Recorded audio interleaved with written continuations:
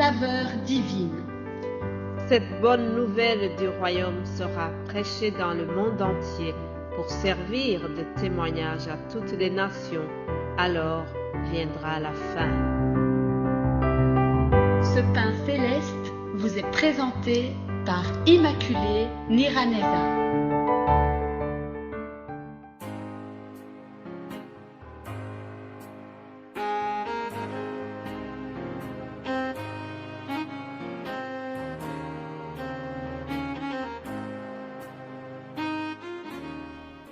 Jusqu'au bout, je veux le suivre dans les bons et les mauvais jours.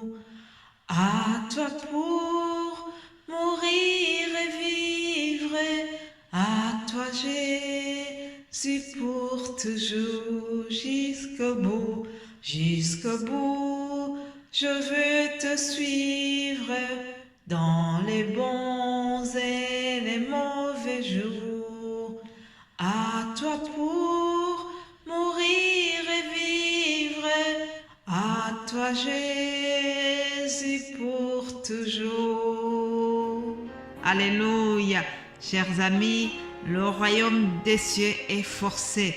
Le royaume des cieux appartient aux personnes qui sont déterminées et qui disent à Jésus, jusqu'au bout, je vais te suivre. Alléluia.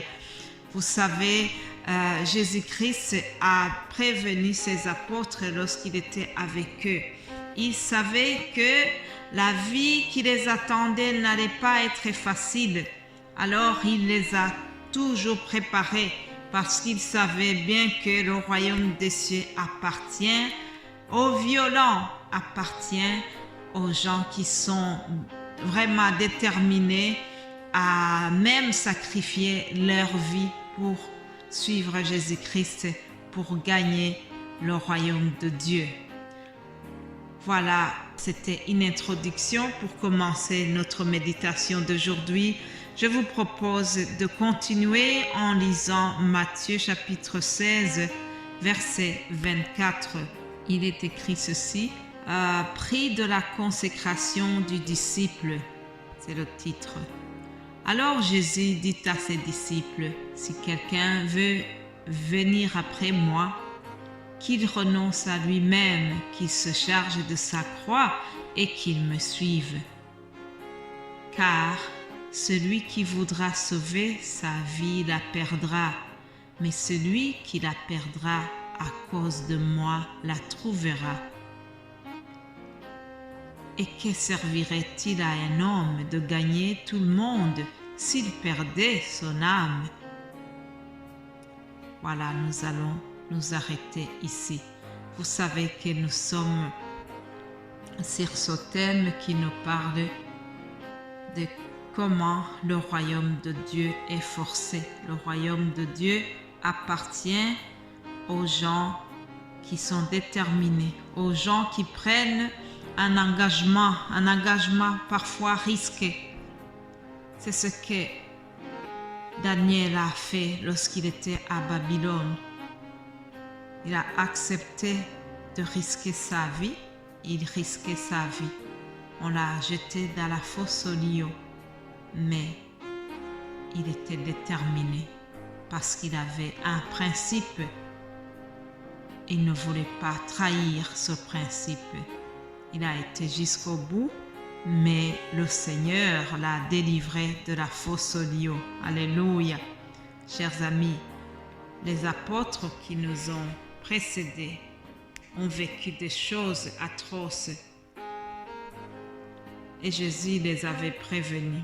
Il les avait dit qu'ils auront des tribulations dans ce monde. Il leur avait dit qu'ils seront conduits même jusqu'au tribunal, qu'ils seront maltraités.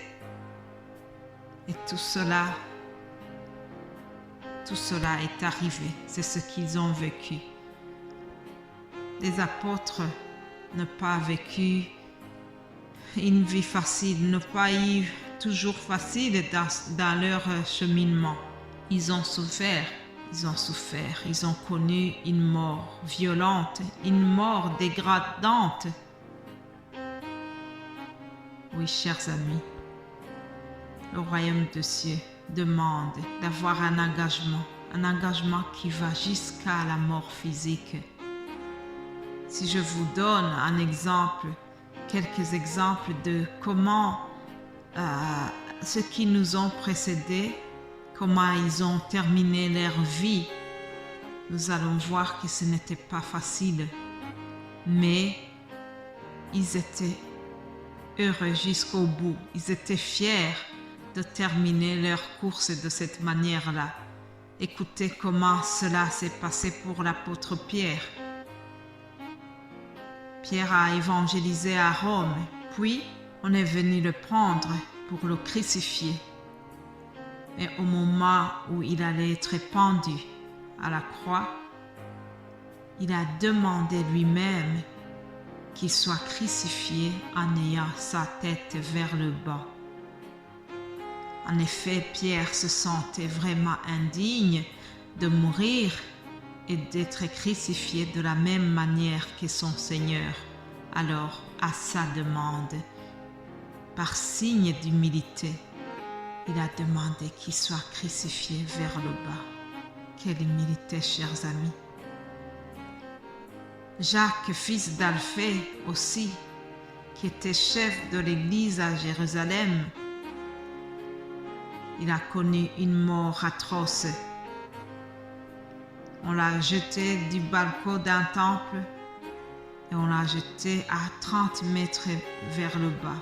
Miraculeusement, Jacques a survécu à cette chute, mais quelques jours après, on l'a tué quand même. On l'a tué avec des coups de bateau.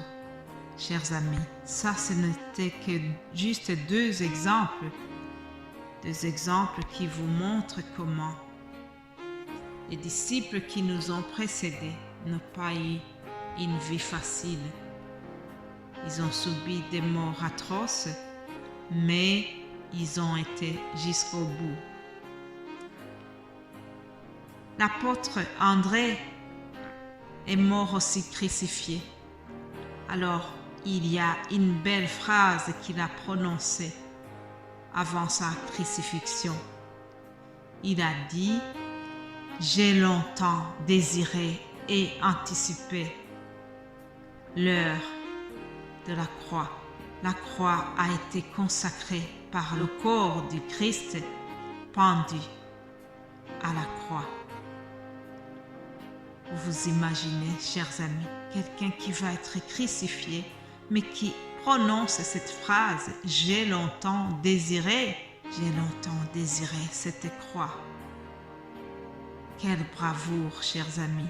C'est cela, être violent pour arracher le royaume de Dieu. Je prie que nous puissions vraiment avoir le zèle, le même zèle qui animait ces gens-là.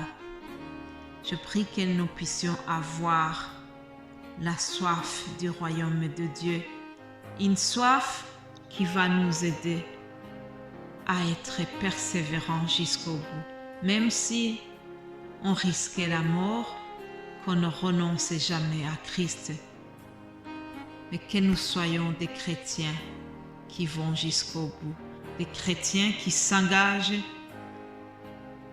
des chrétiens qui sont prêts à mourir pour Jésus-Christ. Ça, c'est très difficile, mais c'est ce comportement que nous devions avoir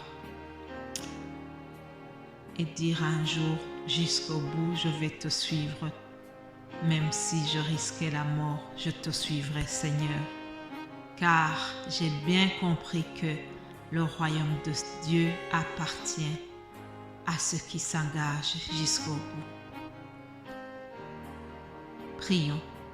Père Céleste, je te remercie parce que l'histoire est remplie des exemples, des gens qui ont été braves, des gens qui ont été courageux jusqu'au bout, des gens qui ont perdu leur vie, mais que jusqu'à la dernière minute de leur vie, ils étaient fiers de t'appartenir. Ils savaient bien qu'ils vont aller jusqu'au paradis.